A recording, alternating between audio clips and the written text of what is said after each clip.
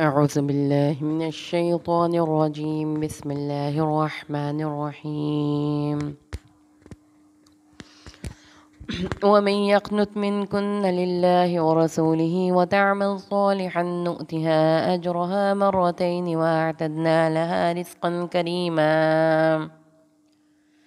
يا نساء النبي لستن كأحد من النساء إن اتقيتن فلا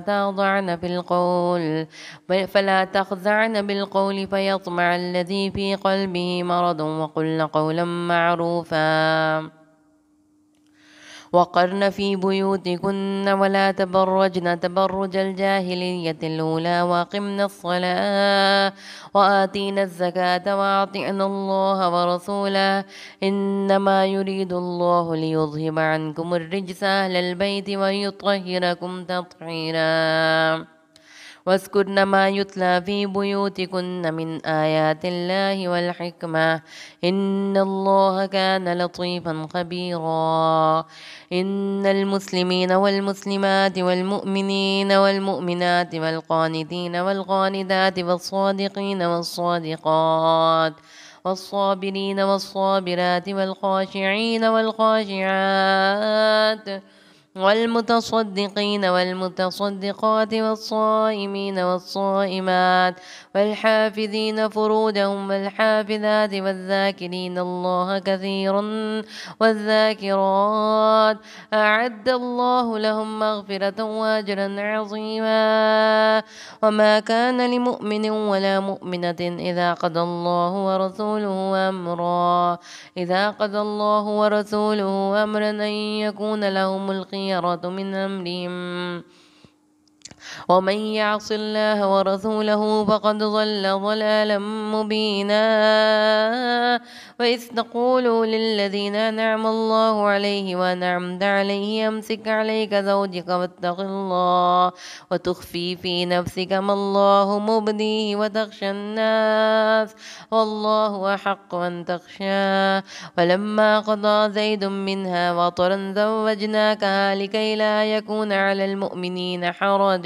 حرج في أزواج أدعيائهم إذا قضوا منهن وطرا وكان أمر الله مفعولا. ما كان على النبي من حرج فيما فرض الله له سنة الله في الذين خلوا من قبل وكان أمر الله قدرا مقدورا. الذين يبلغون رسالات الله ويخشونه ولا يخشون أحدا إلا الله وكفى بالله حسيبا. ما كان محمد أبا أحد من رجالكم ولكن رسول الله وخاتم النبيين وكان الله بكل شيء عليما. يا أيها الذين آمنوا اذكروا الله ذكرا كثيرا وسبحوه بكرة وأصيلا. هو الذي يصلي عليكم وملائكته ليخرجكم من الظلمات إلى النور وكان بالمؤمنين رحيما. تحيتهم يوم يلقونه سلام وأعد لهم أجرا كريما. يا أيها النبي إنا أرسلناك شاهدا ومبشرا ونذيرا وداعيا إلى الله بإذنه وسراجا منيرا. وبشر المؤمنين بأن لهم من الله فضلا كبيرا ولا تطع الكافرين والمنافقين ودع أذاهم وتوكل على الله وكفى بالله وكيلا. يا أيها الذين آمنوا إذا نكحتم المؤمنات ثم طلقتموهن من قبل أن تمسوهن فما لكم عليهن من عدة تعتدونها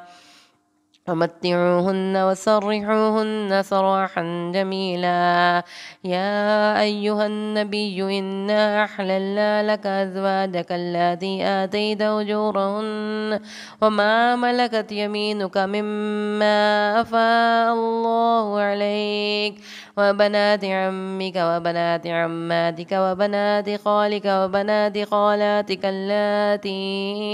اللاتي هاجرن معك وامرأة مؤمنة إن وهبت نفسها للنبي إن أراد النبي أن يستنكحها خالصة لك من دون المؤمنين. قد علمنا ما فرضنا عليهم في أزواجهم وما ملكت أيمانهم لكي لا يكون عليك حرج وكان الله غفورا رحيما. ترجي من تشاء منهن وتؤوي إليك من تشاء ومن ابتغيت ممن عزلت فلا جناح عليك ذلك أدنى أن تقر أعينهن ولا يحزن ويرضين بما آتيتهن كلهن والله يعلم ما في قلوبكم وكان الله عليما حليما.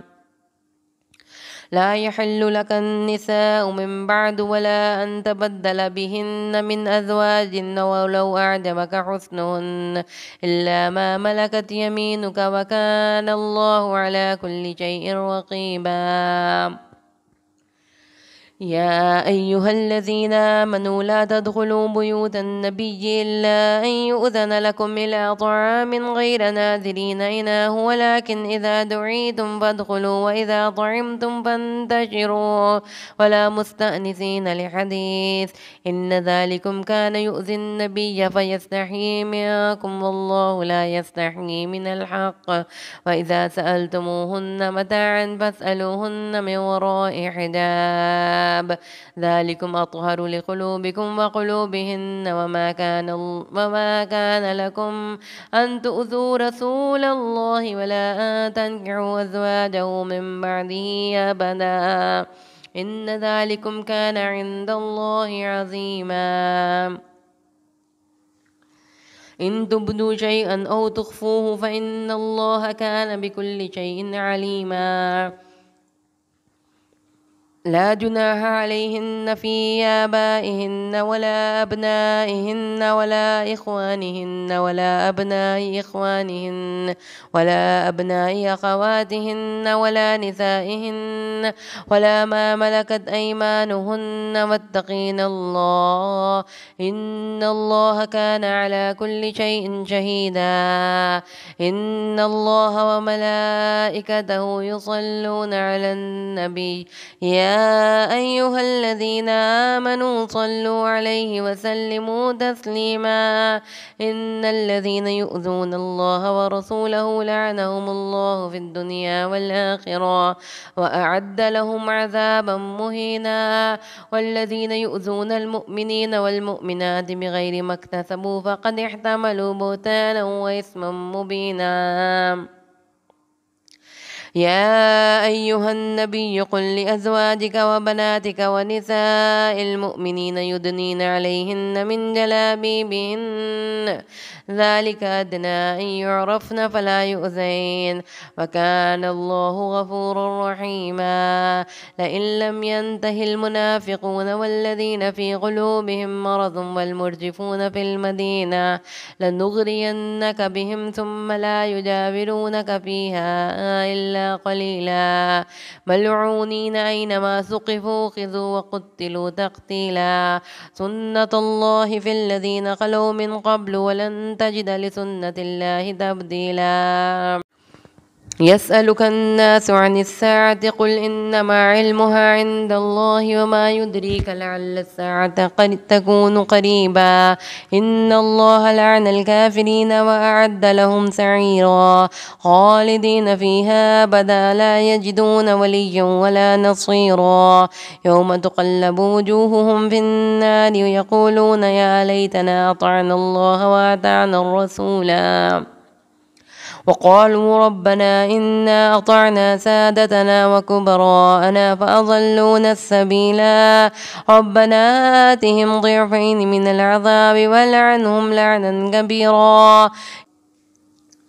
يا أيها الذين آمنوا لا تكونوا كالذين آذوا موسى فبرأه الله مما قالوا وكان عند الله وجيها. يا أيها الذين آمنوا اتقوا الله وقولوا قولا سديدا يصلح لكم أعمالكم ويغفر لكم ذنوبكم ومن يطع الله ورسوله فقد فاز فوزا عظيما. إنا عرضنا الأمانة على السماوات والأرض والجبال فأبين أن يحملنها وأشفقن منها وحملها الإنسان إنه كان ظلوما جهولا. ليعذب الله المنافقين والمنافقات والمشركين والمشركات ويتوب الله على المؤمنين والمؤمنات وكان الله غفورا رحيما. بسم الله الرحمن الرحيم. الحمد لله الذي له ما في السماوات وما في الأرض وله الحمد في الآخرة وهو الحكيم الخبير. يعلم ما يلج في الأرض وما يخرج منها وما ينزل من السماء وما يعرج فيها وهو الرحيم الغفور. وقال الذين كفروا لا تأتينا الساعة قل بلى وربي لتأتينكم عالم الغيب لا يعزب عنه مثقال ذرة في السماوات ولا في الأرض ولا أصغر من ذلك ولا أكبر إلا في كتاب مبين ليجزي الذين آمنوا وعملوا الصالحات أولئك لهم مغفرة ورزق كريم. والذين سعوا في آياتنا معاجزين أولئك لهم عذاب من رجز أليم. ويرى الذين أوتوا العلم الذي أنزل إليك من ربك هو الحق ويهدي إلى صراط العزيز الحميد. وقال الذين كفروا هل ندلكم على رجل ينبئكم إذا مزقتم كل ممزق إنكم لفي خلق جديد أفترى على الله كذبا أم به جنة بل الذين لا يؤمنون بالآخرة في العذاب والضلال البعيد. أفلم يروا إلى ما بين أيديهم وما خلفهم من السماء والأرض إن نشأ نخسف بهم الأرض أو نسقط عليهم كسفا من السماء إن في ذلك لآية لكل عبد منيب. ولقد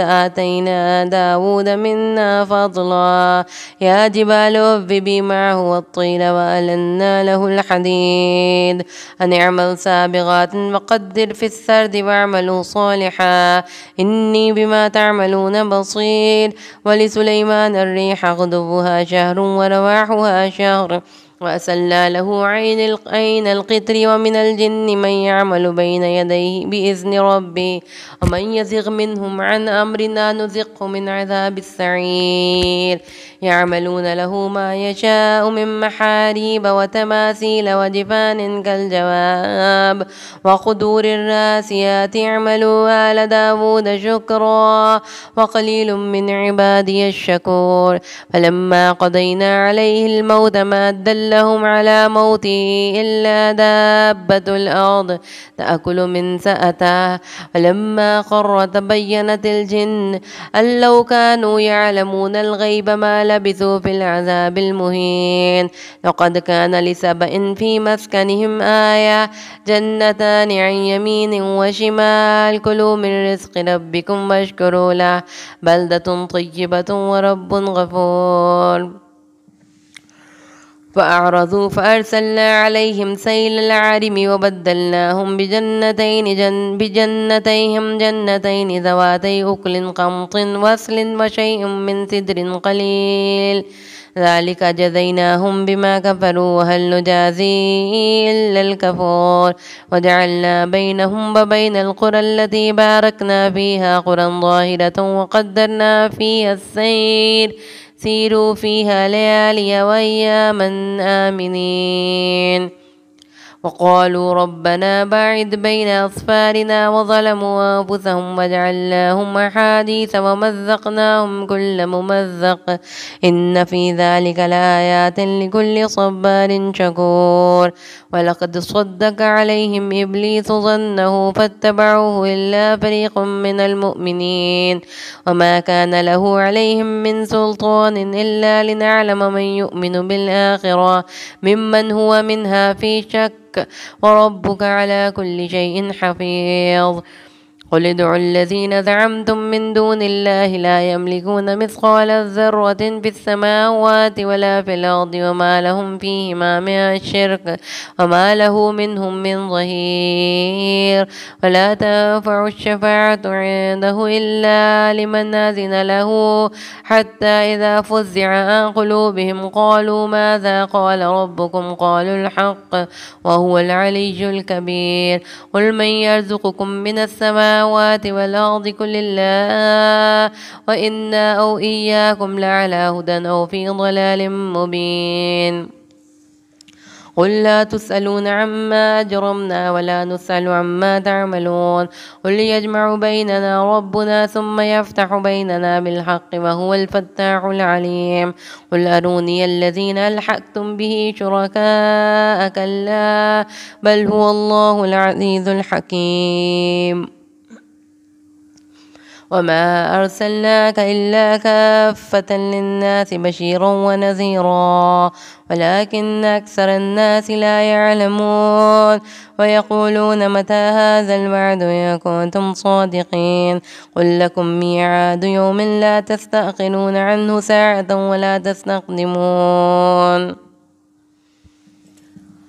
وقال الذين كفروا لن نؤمن بهذا القرآن ولا بالذي بين يديه ولو ترى إذ الظالمون موقوفون عند ربهم يرجع بعضهم إلى بعض القول يقول الذين استضعفوا للذين استكبروا لولا أنتم لكنا مؤمنين قال الذين استكبروا للذين استضعفوا أنحن صددناكم عن الهدى بعد إذ جاءكم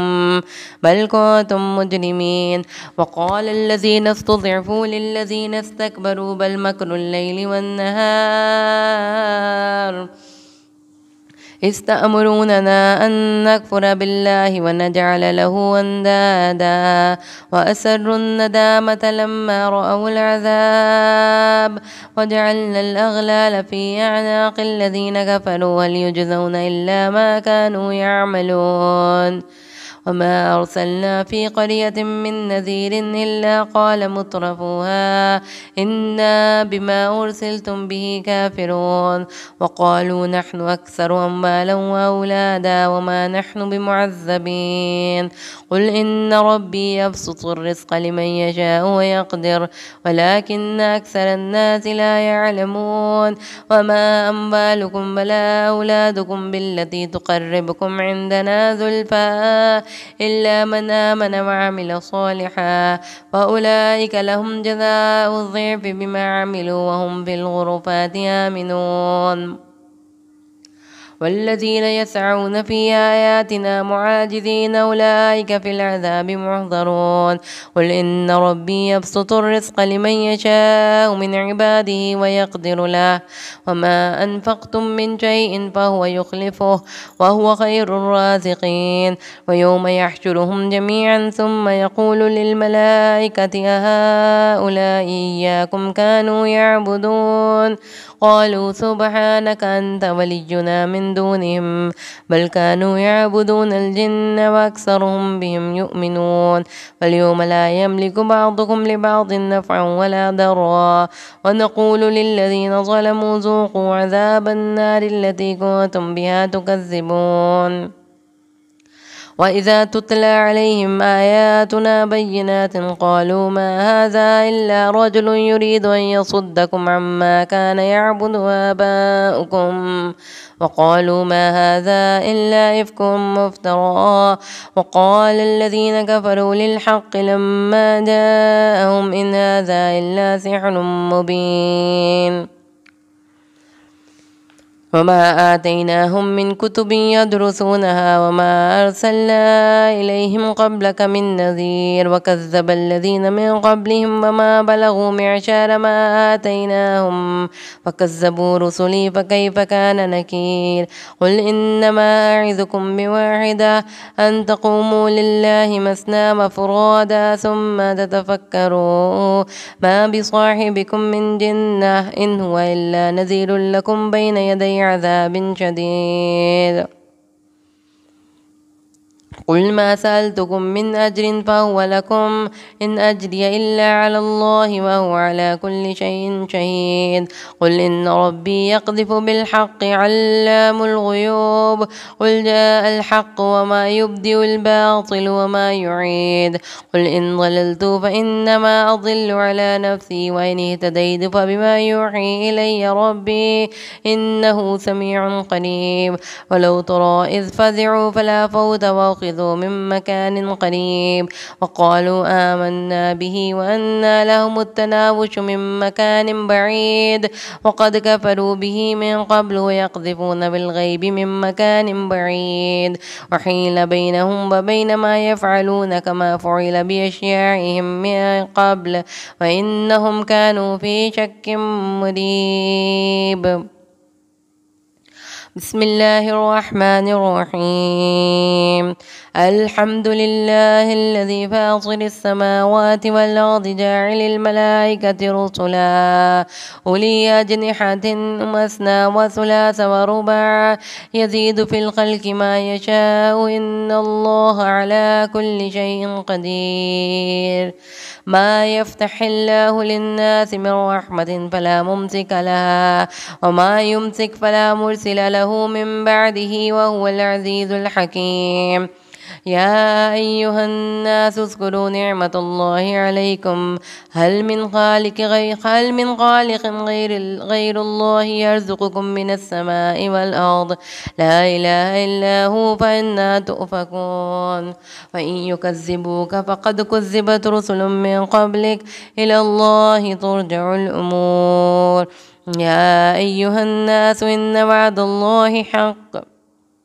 فلا تغرنكم الحياة الدنيا ولا يغرنكم بالله الغرور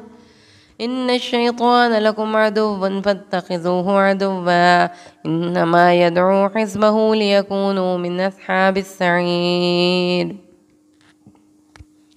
الذين كفروا لهم عذاب شديد والذين آمنوا وعملوا الصالحات لهم مغفرة وأجر كبير أفمن زين له سوء عمله فرآه حسنا فإن الله يضل من يشاء ويهدي من يشاء فلا تذهب نفسك عليهم حسرات إن الله عليم بما يصنعون والله الذي أرسل الرياح فتثير سحابا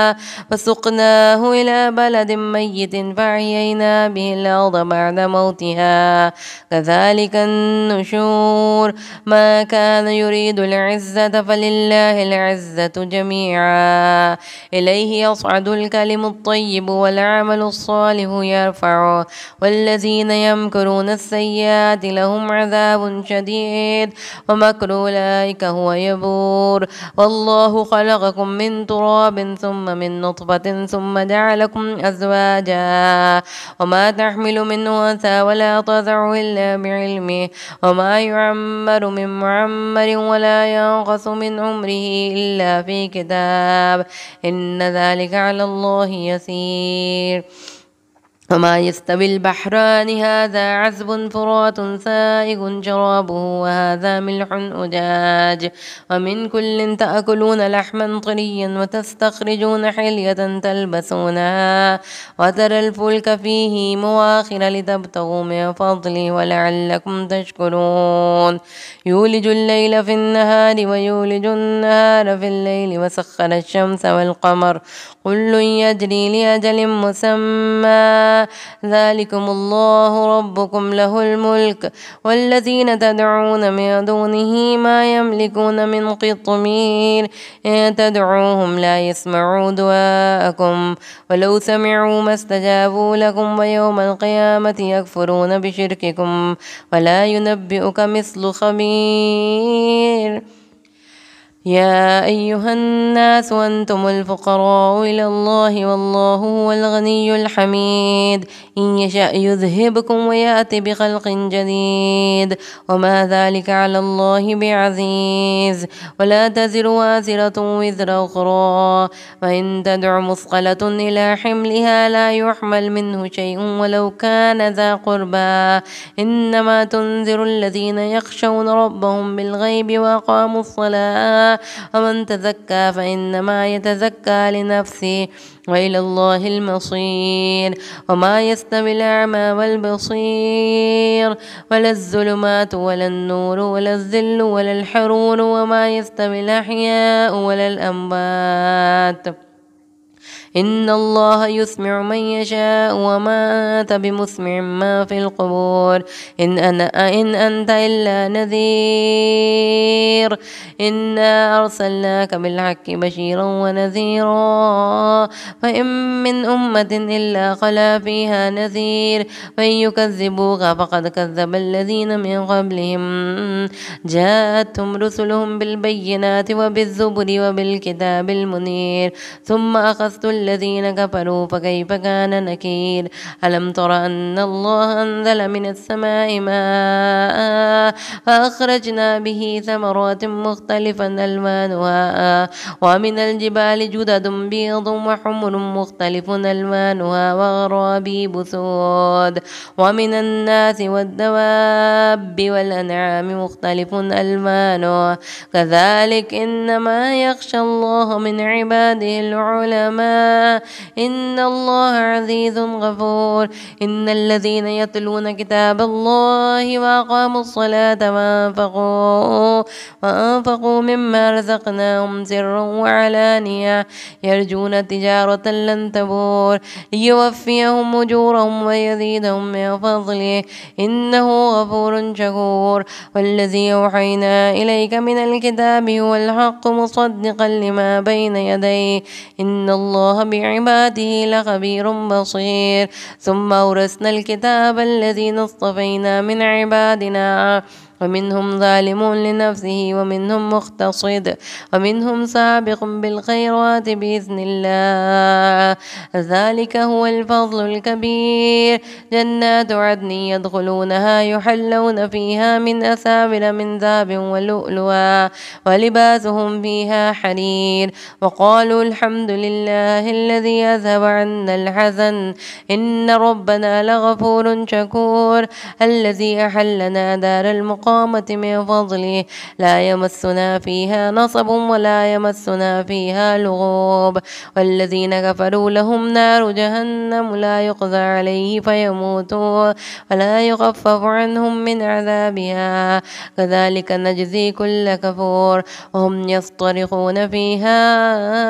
ربنا أخرجنا نعمل صالحا غير الذي كنا نعمل أولم نعمركم ما يتذكر فيه وما تذكر وجاءكم النذير وذوقوا فما للظالمين من نصير إن الله عالم غيب السماوات والأرض إنه عليم بذات الصدور والذي جعلكم خلائف في الأرض ومن كفر فعليه كفره ولا يزيد الكافرين كفرهم عند ربهم إلا مقتا ولا يزيد الكافرين كفرهم إلا خسارا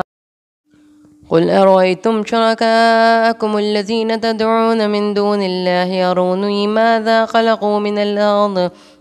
أم لهم شرك في السماوات أم آتيناهم كتابا فهم على بينة منه بل إن يعد الظالمون بعضهم بعضا إلا غرورا إن الله يمسك السماوات والأرض أن تزولا ولئن زالتا إن أمسكهما من أحد من بعده إنه كان عليما غفورا وأقسموا بالله جهد أيمانهم لئن جاءهم نذير نذير لا يكونن أهدى من إحدى الأمم فلما جاءهم نذير ما زادهم إلا نفورا استكبارا في الأرض ومكر السيء ولا يحيق المكر السيء إلا بأهله وهل ينظرون إلا سنة الأولين ولا تجد لسنة الله تبديلا ولا تجد لسنة الله تحويلا أولم يسيروا في الأرض فينظروا كيف كان عاقبة الذين من قبلهم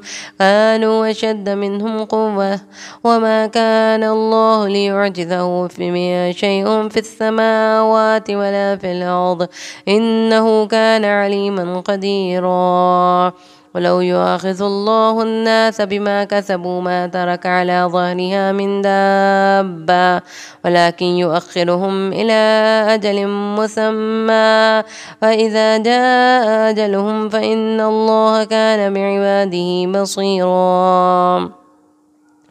بسم الله الرحمن الرحيم ياسين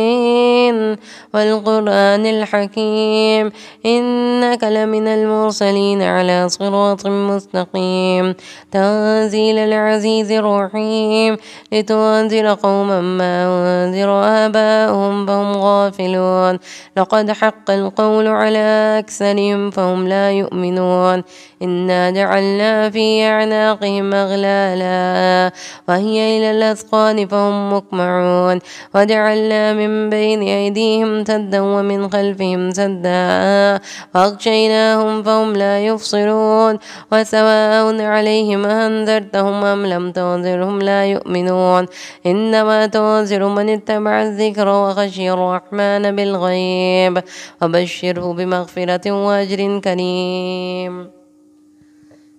إنا نحن نحيي الموتى ونكتب ما قدموا وآثارهم وكل شيء أحصيناه في إمام مبين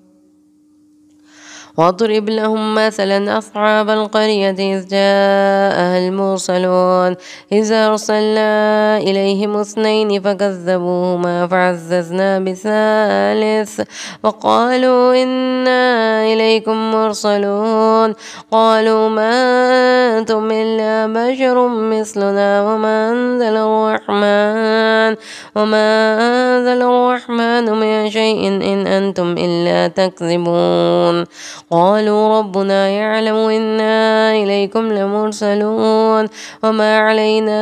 إلا البلاغ المبين قالوا إنا تطيرنا بكم لئن لم تنتهوا لنرجمنكم وليمسنكم منا عذاب أليم قالوا طائركم معكم أئن ذكرتم بل أنتم قوم مسرفون وجاء من أقصى المدينة رجل يسعى قال يا قوم اتبعوا المرسلين اتبعوا من لا يسألكم أجرا وهم مهتدون صدق الله العظيم.